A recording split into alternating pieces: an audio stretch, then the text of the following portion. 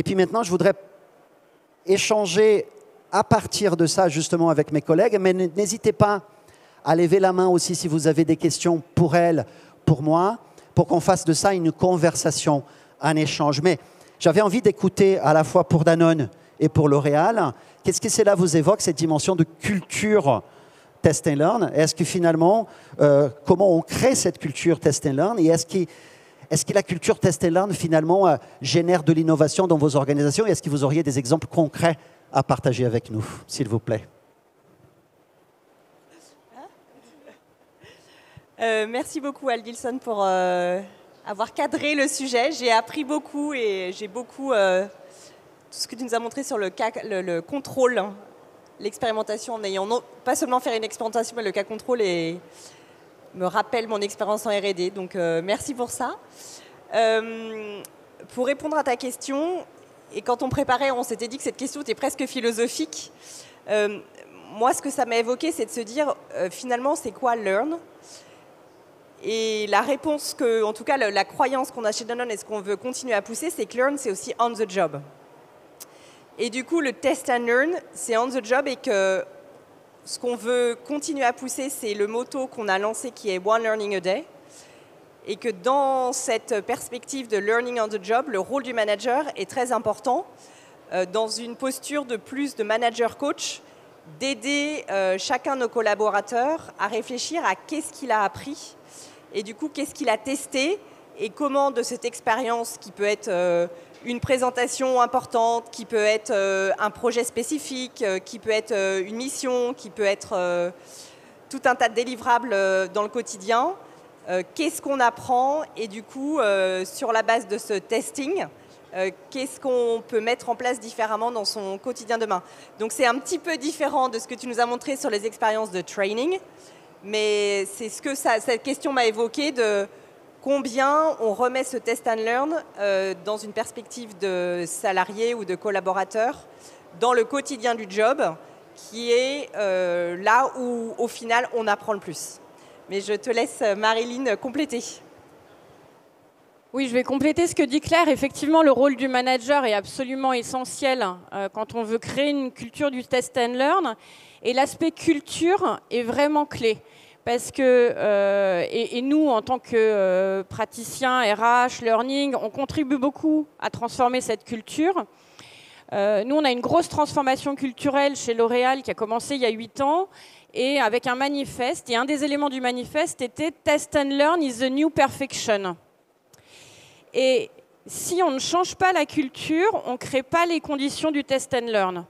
C'est-à-dire quand on a une culture très command and control, où on n'a pas le droit à l'erreur, où il faut être parfait, excellent, invulnérable, c'est très dangereux, je pense, d'introduire des méthodologies de test and learn, parce qu'on va faire croire aux gens qu'il y a une permission de se tromper qui en fait n'existe pas.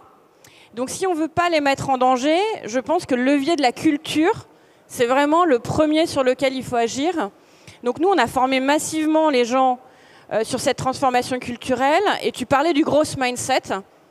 Donc l'idée que c'est en se trompant qu'on apprend, que ça nécessite un effort, que ça nécessite de penser qu'en fait, l'intelligence, le talent, c'est pas fixe et ça va se développer grâce à ces erreurs, grâce à tes tests. C'est vrai à la fois pour des aspects très business, des dispositifs, mais c'est vrai à l'échelle de l'individu. Donc, on a eu tout un webinaire Apprendre à échouer, échouer pour apprendre, où vraiment on a passé des milliers de personnes en essayant de créer un déclic sur, ben oui, en fait, se tromper, se casser la figure, c'est dans le chemin. Nous, en tant que RH aussi, on montre que c'est sur le chemin. Donc, on a fait une grosse transformation d'un processus RH récemment. On a fait du test and learn avec les pays. Alors, ce qui est génial, c'est qu'ils se font la courte échelle. On construit sur les résultats du premier test and learn, un deuxième test and learn, et aller vers les collaborateurs en disant « Voilà ce qu'on avait imaginé pour vous au départ, on aurait pu faire un pilote là-dessus et puis l'améliorer. » Non, on a vraiment construit grâce à vos expérimentations. dire les idées qu'on avait au départ, on s'est planté sur plein de sujets, celui-ci, celui-là, et voilà pourquoi on fait différemment. C'est très puissant. Donc être rôle modèle, nous utiliser le test and learn dans les RH, c'est hyper important pour montrer aux gens qu'on peut se tromper, apprendre, ressortir meilleur. Voilà. Merci beaucoup Marilyn, merci aussi Claire. N'hésitez pas, si vous avez des questions, à lever la main, on vous donnera la parole au fur et à mesure et comme ça nous permettra de faire quelque chose d'assez engageant et dynamique. Je voudrais réagir à ça très vite parce que tu parlais justement du rôle modèle et de l'importance d'avoir un rôle modèle quand on parle de culture test and learn, et ça m'a fait penser aussi, et on le sait tous, à l'importance du leadership, à l'importance des leaders dans ces mindsets de test and learn. Parce que si on ne fait pas je veux dire, s'il n'y a pas le leader qui donne le ton et qui explique qu'on peut se tromper, mais qu'il vaut mieux tester que ne pas tester, cela ne marchera pas. Et je me suis souvenu, je voudrais partager avec vous d'un exemple d'une entreprise qui j'avais interviewée pour le livre, justement, qui faisait ce qu'ils appellent les fuck-up nights. En gros, ils avaient une soirée à chaque semestre, dans lequel ils réunissaient l'ensemble des collaborateurs et que les membres COMEX eux-mêmes venaient raconter ce qu'ils avaient, sur quoi ils s'étaient trompés et qu'est-ce qu'ils avaient appris de leur erreur. Et d'ailleurs, même le mot erreur, il est peut-être trop fort, mais qu'est-ce qu'ils avaient appris d'un test qu'ils avaient mis en place. Et ça, je trouve que c'est vraiment très important pour développer la culture, parce que du coup, on le voit et ça nous permet d'être plus à même de pouvoir bouger l'organisation. Peut-être une deuxième question sur laquelle je voudrais, donc en changeant, on a parlé de culture, mais parler aussi de l'expérimentation elle-même, qu'on en avait dit, elle existe depuis très longtemps, et finalement, elle n'est pas aussi diffusée, même si on fait des pilotes, et on en avait cette discussion sur les pilotes tout à l'heure, mais la culture d'expérimentation elle-même, elle n'est pas aussi diffusée dans nos organisations. Est-ce que vous pouvez me dire un peu comment le learning, la RH, à votre avis, peut mieux utiliser l'expérimentation d'une façon plus systématique peut-être pour innover davantage? Merci pour la question. Moi, ce que je peux partager, c'est la puissance, pour rebondir sur ce que tu disais, la puissance des chiffres pour engager des conversations plus éclairantes. Une expérimentation qu'on a fait récemment chez Danone, c'est au-delà de mesurer la satisfaction de formation, c'est mesurer avec un avant, un après, l'upskilling, donc l'amélioration du savoir, mais aussi 3 mois plus tard, est-ce que ça a changé les comportements avec une batterie de questions adaptées qui non seulement a permis d'avoir une conversation sur OK, la formation, elle a atteint son résultat plus ou moins sur l'upskilling, mais surtout, est-ce qu'on a mis en place des choses différentes? Et avec des chiffres, on a pu avoir une conversation très intéressante, non seulement avec les personnes qui étaient passées à travers la formation, de qu'est-ce qu'ils avaient appris, qu'est-ce qu'ils avaient retenu et qu'est-ce qu'ils avaient mis en place, mais aussi avec les donneurs d'ordre. En l'occurrence, c'était quelque chose autour du marketing. On a pu avoir une conversation très structurante avec les directeurs marketing de chacun de nos pays et d'élargir le débat qui finalement s'est transformé plus en un débat dans quel projet de transformation cette formation s'incluait et quels sont les autres leviers qui sont nécessaires pour s'assurer que la formation a l'impact désiré. On s'est rendu compte que la formation, c'était une chose, qu'augmenter la connaissance de nos collaborateurs était certes très importante, mais que si le modèle de gestion des marques, qui était le cœur de la formation, n'était pas inclus ou ne faisait pas partie des conversations de prise de décision sur les marques, si effectivement il n'y avait pas le rôle modèle des managers ou des directeurs, en fait la formation était un peu, donc si je tire le trait de manière très extrême, mais un peu comme un coup d'épée dans l'eau. Et du coup ça a nourri la réflexion plus largement sur de combien le learning est un enabler d'une transformation et qui n'est pas une fin en soi.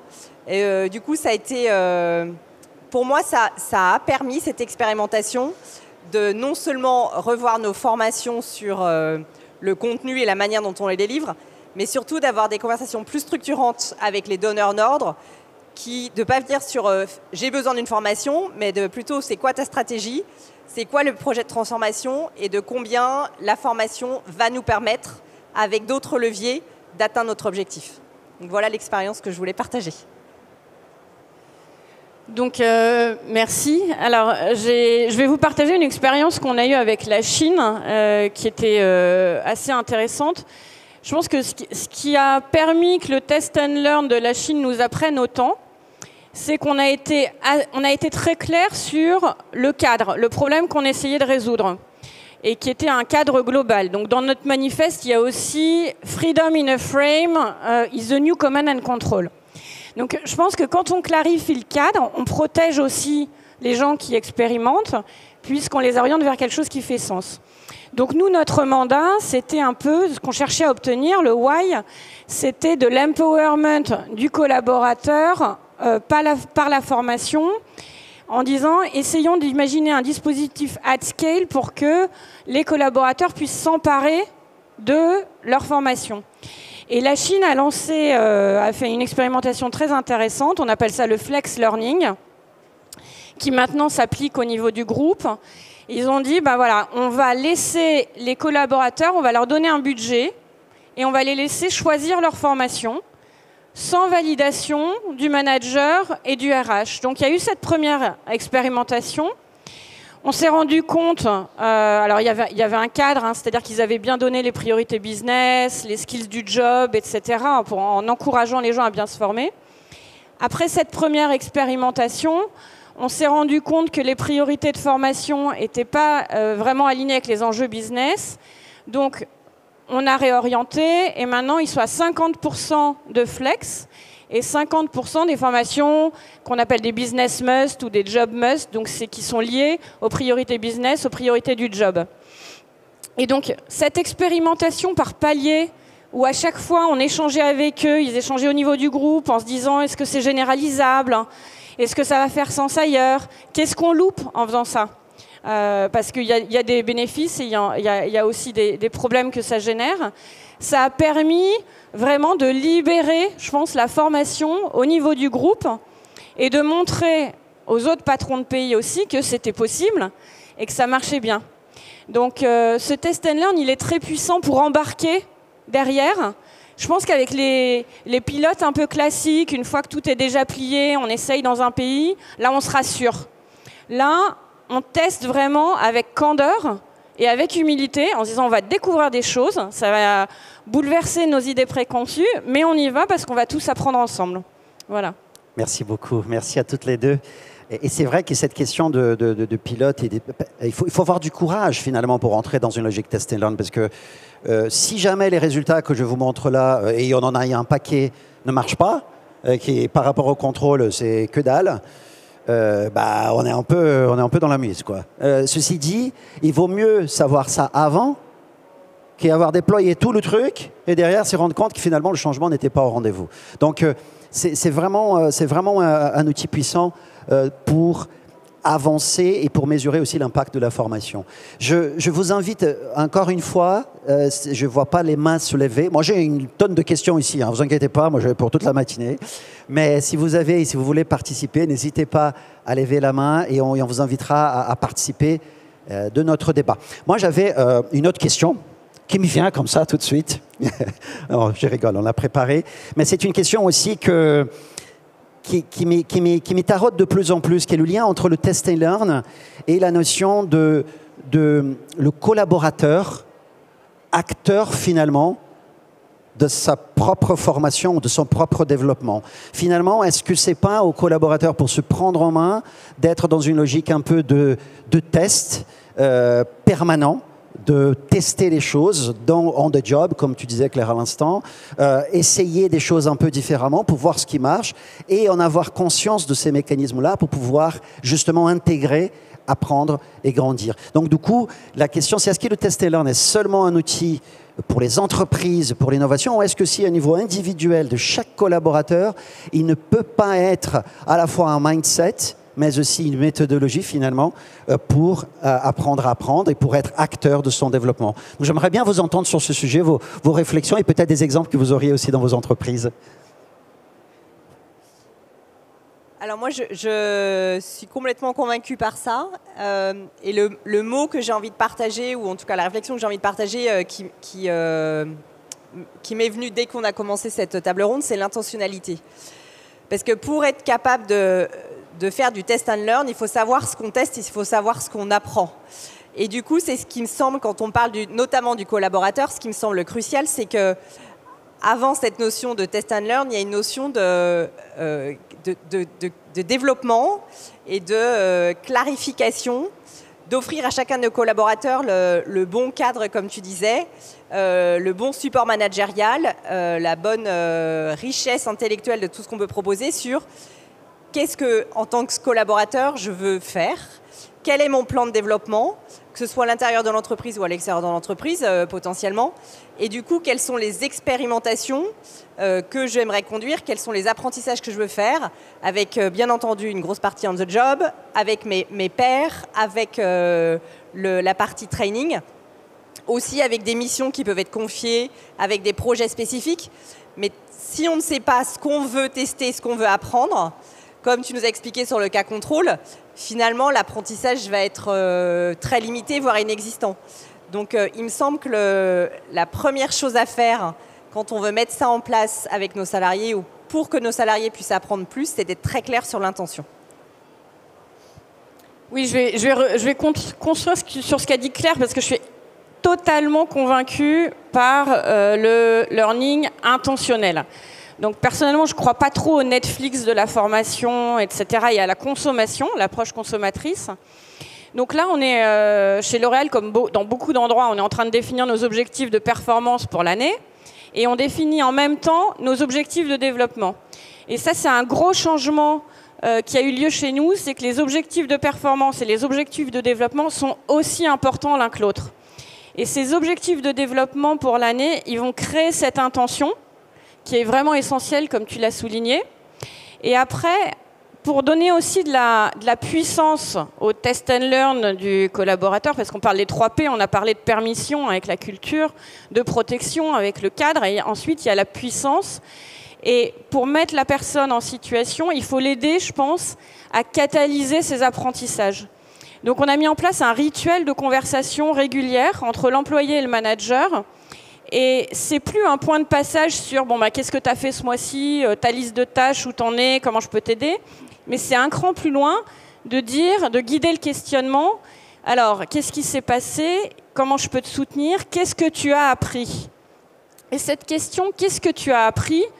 C'est là que ça va élucider tout le test and learn. Donc, c'est qu'est-ce que tu as fait différemment, peut-être, sur ce trimestre?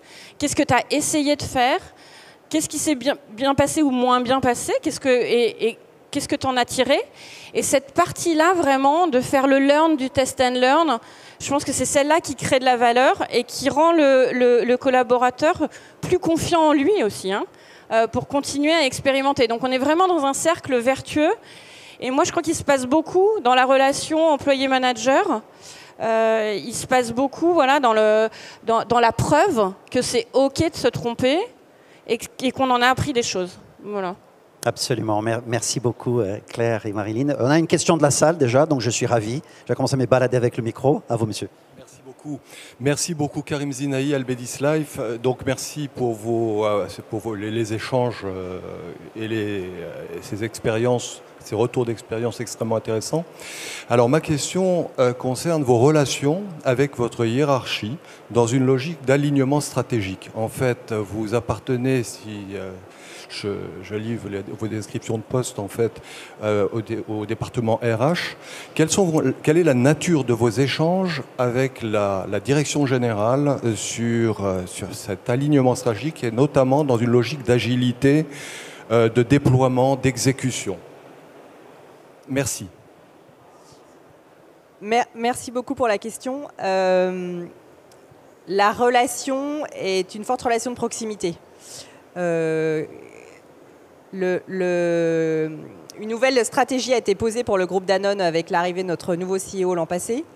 Le sujet des capabilities est un des leviers qui a été priorisé. Donc clairement, la stratégie de learning et développement est, comme je disais tout à l'heure, est vraiment un enjeu de transformation complètement adossé à la stratégie du groupe et elle a été validée par l'ensemble du COMEX. Les conversations qu'on a aussi avec, dans chacune de nos stratégies plus métiers, plus spécifique de quel est l'upskilling dont on a besoin. Elle est guidée par des comités qui sont transversaux entre l'ARH, inclus learning et développement, et les fonctionnels, pour vraiment, dans une logique de strategic workforce planning, quels sont les enjeux d'upskilling, reskilling, et du coup, comment le learning vient en support de ces enjeux-là. Donc, clairement, on est vraiment dans une logique de les RH et notre métier en particulier est un business partner pour s'assurer de la stratégie de l'entreprise. Je ne sais pas si ça répond à votre question, mais on a cette chance d'être en synchronicité parfaite avec l'agenda stratégique. Donc, alors, on a des conversations très très régulières, évidemment, avec la direction générale. Je pense que je vais rebondir sur votre question sur l'aspect culture. Parce que je pense que tous les COMEX ne se soucient pas de la même façon de la culture de l'entreprise. Donc, chez nous, c'est une entreprise familiale qui a une culture très spécifique et très forte qu'on aime ou qu'on n'aime pas. Très organique, sociale, pas très processée. Donc, et on a vraiment une prise de conscience de la direction générale, déjà avec l'ancien patron, hein, qu'il y avait des éléments à changer dans cette culture si on voulait pouvoir continuer à engager et à faire performer une nouvelle génération qui ne fonctionnait pas de la même façon.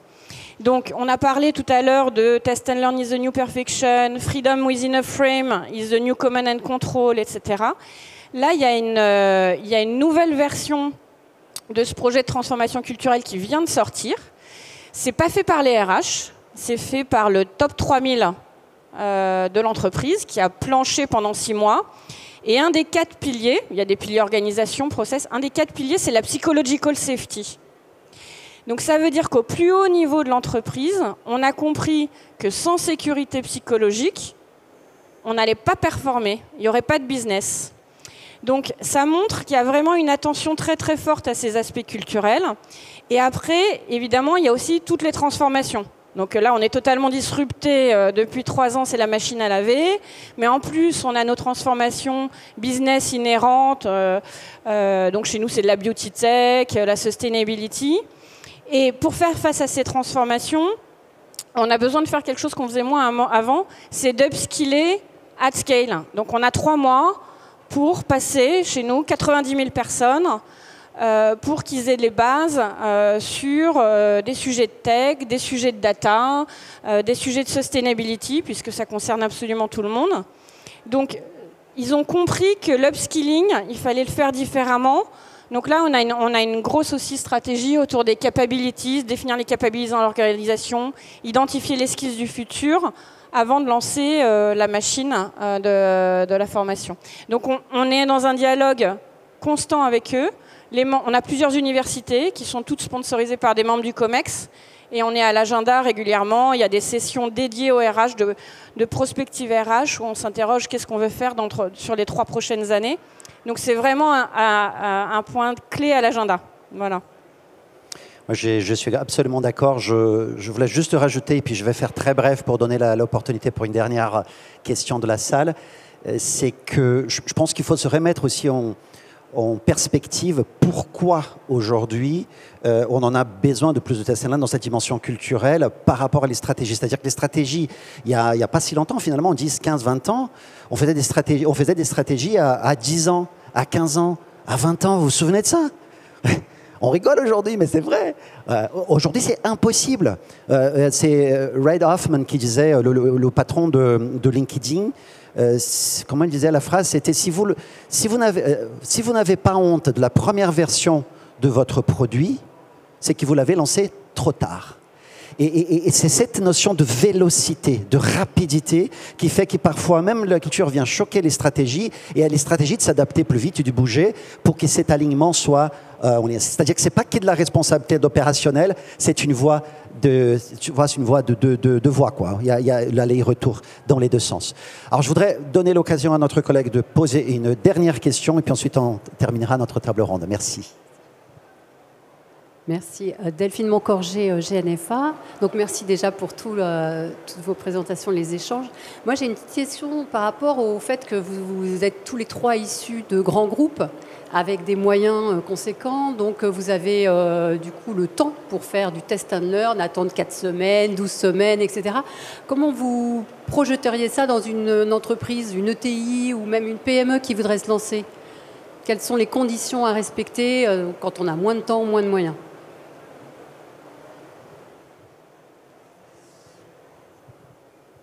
Merci pour la question qui est passionnante. Donc moi, avant de rejoindre le groupe Danone, j'ai travaillé 10 ans dans une toute petite société de conseil avec une vraie expérience entrepreneuriale. Donc votre question fait écho. Ce qui me vient à l'esprit là maintenant, c'est peut-être pas la seule réponse, mais ce qui me vient à l'esprit, c'est cette notion d'intention et de réflexivité ou de questionnement permanent, de se dire qu'est-ce qu'on a appris, pourquoi on fait ça, dans quelle intention en termes de développement pour le collaborateur, et du coup, qu'est-ce qu'on a appris. Moi, la manière dont j'ai été développée dans cette entreprise, c'est, par exemple, on allait en présentation client, donc il y avait une intention avant de qu'est-ce que je devais faire différemment, et un questionnement après de qu'est-ce que j'ai appris. Donc, il me semble que cette combinaison d'intention, enfin que toute situation est une situation d'apprentissage, et que à la fois la combinaison de l'intention et de la posture de manager-coach, de qu'est-ce que tu as appris, permet de transformer toute situation en situation apprenante. Mais de nouveau, voilà, c'est ce qui me vient là. J'imagine qu'il y a plein de manières de répondre à cette question, mais c'est ce que moi j'ai expérimenté et qui a fait beaucoup de sens sur la manière dont on a développé les collaborateurs et dans la manière dont moi je me suis développée personnellement. Merci. Oui, alors je vais faire des suppositions parce que j'ai jamais travaillé en ETI. Mais ce que je vois chez nous, c'est que donc on opère dans 50 pays. On a des pays qui sont très riches et qui ont beaucoup de moyens, comme la Chine, où on a des expérimentations qui sont vraiment très larges. Et puis on a des pays, je pense au Brésil par exemple, où c'est beaucoup plus compliqué, très instable, et ils n'ont pas du tout les mêmes budgets. Et curieusement, je pense que sur le dernier projet qu'on a lancé, qui était ce nouveau rituel de conversation, j'ai beaucoup plus appris du Brésil que de la Chine. Et ils ont fait du test and learn, c'est-à-dire qu'ils ont activé, alors on appelle ça activer chez nous, mais en fait c'est, ils ont mis en place, ils ont communiqué, ils ont déployé de façon différente dans différents sites, et ils ont regardé ce qui marchait sur 15 jours. Donc c'était la phase de fixation des goals, des objectifs. Donc dans un pays, dans un site, ils ont fait beaucoup de formations, et sur un autre site, ils ont fait beaucoup d'animations avec des stands, ils distribuaient de la saille pour l'énergie, etc. Et ils ont vu que c'était dans le deuxième cas, où ils étaient sur place, où ils avaient l'occasion d'échanger, d'expliquer pourquoi on faisait ça, etc. Ça avait marché beaucoup mieux, parce qu'il y avait beaucoup plus de goals fixés dans la semaine qui a suivi. Donc, je pense que juste se poser la question de... au lieu de se demander quelle est la meilleure façon de faire, quelles sont les deux façons différentes de faire que j'ai envie de tester, et puis se donner, là ça s'est passé sur 3 semaines, le total de l'expérimentation, se donner 3 semaines pour regarder les deux, je pense que c'est juste un réflexe qui est différent en fait. Voilà. Exactement, je rebondis là-dessus parce que je vais même aller plus loin, et j'adore la question, elle est vraiment fascinante, mais j'ai presque envie de dire que c'est plus facile quand on est petit que quand on est grand. Parce que, on n'en a pas des legacy systems à gogo et des systèmes complexes à mettre en place pour tester. Et on peut, comme on a des structures plus petites, on peut être beaucoup plus agile, beaucoup plus rapide. Je vais te donner un exemple concret. J'ai dîné l'autre jour, ça fait à peu près 6 mois, avec un ami qui est restaurateur. Il a 3 restaurants dans Paris. Et il se posait la question, et en papotant à table, il me dit, moi, le problème, c'est qu'après le Covid, j'ai perdu beaucoup de clients. Et donc, du coup, il me dit, je veux essayer d'augmenter la clientèle. Et donc, du coup, je me suis dit, c'est super cool, hein, il y a un truc qui s'appelle Waze, on peut faire des pubs dans Waze, et du coup, les clients viennent quand ils passent devant, je sais pas quoi. Je dis, génial. Et donc, il me dit, donc, je pense que je vais lancer ça. Et je dis, et tu as testé d'autres formes? Évidemment, je lui ai posé la question, est-ce que tu as testé d'autres choses? Il a dit, non, j'ai pas encore, mais c'est vrai que j'hésite entre simplement aller parler dans les entreprises qui sont autour et aller distribuer des flyers. Et j'ai dit, mais pourquoi tu ne ferais pas dans un de tes restaurants un truc et dans l'autre, l'autre? Et ensuite, tu mesures le nombre de plats que tu as vendus. Et finalement, il a fait ça. Alors, c'est pas parfait statistiquement, je vais vous dire très sincèrement, c'est loin d'être... mais peu importe, peu importe. D'abord, la démarche culturelle de se poser la question est là. 2, il a mis en place et il a des données à la fin avec lesquelles il se sent en confiance. Et puis après, il peut continuer à tester, à voir d'autres alternatives, d'autres façons de faire venir les clients. Donc je pense que quelque part, grand ou petit, nous grands, on en a des difficultés aussi pour mettre en place. Il y a tout un tas de choses qu'on n'en a pas évoquées qui sont liées à la culture, qui rendent difficile de mettre en place ces genres de démarches. Les petits sans doute ont aussi des difficultés, mais je crois que le sujet, il est plus un sujet de mindset et de culture qu'autre chose. Écoutez, moi je tenais juste à vous remercier toutes et tous pour être là, pour votre intérêt, et je tenais tout particulièrement à remercier chaleureusement Claire et Marilyn pour être ici avec nous aujourd'hui. Si vous voulez bien les applaudir bien fortement, merci beaucoup.